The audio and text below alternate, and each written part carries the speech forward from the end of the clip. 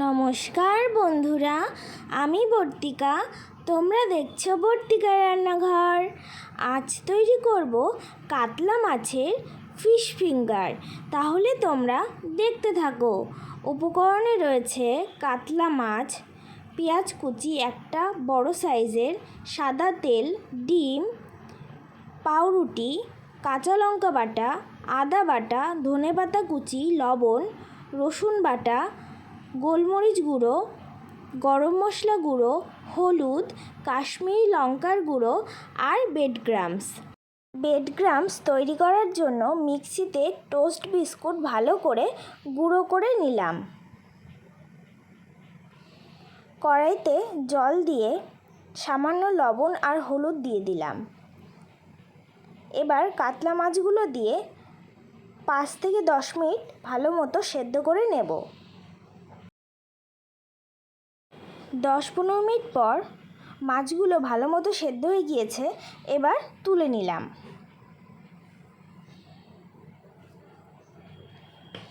একটা চামচের সাহায্যে মাছগুলো একটু ভেঙে দিয়েছি। এবার ভালো করে মাছগুলো বেছে নিলাম, যাতে একটা কাঁটাও না থাকে।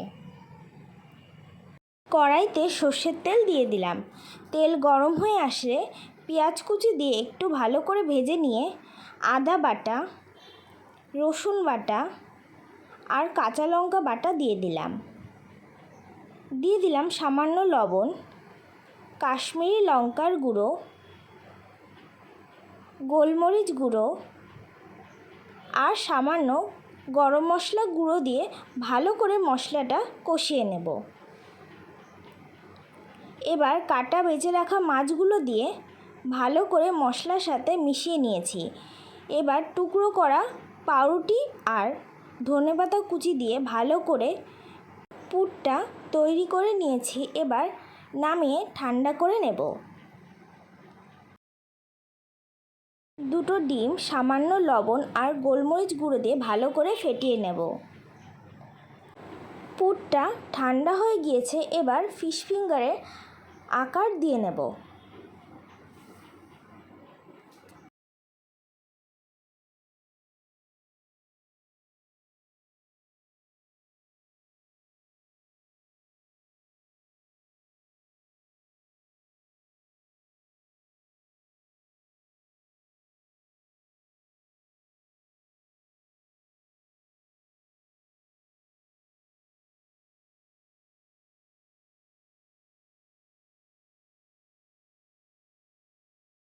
প্রত্যেকটা ফিশ ফিঙ্গার আমি খুব ভালো করে তৈরি করে নিয়েছি। এবার প্রথমে ডিমের গোলায়, তারপর আবার ব্রেডক্রাম্বসে, আবার ডিমের গোলায়, আবার ব্রেডক্রাম্বসে, এইভাবে আমি 2বার কোট করে নিয়েছি। কড়াইতে সাদা তেল দিয়ে দিলাম বেশ খানিকটা।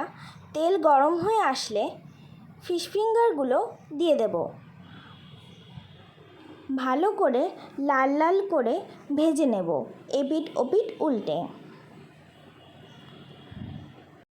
বন্ধুরা, নামিয়ে নিলেই তৈরি হয়ে যাবে ফিশ ফিঙ্গার। গরম গরম কাসন্দির সাথে তোমরা পরিবেশন করো, তোমাদের ভীষণ ভালো লাগবে।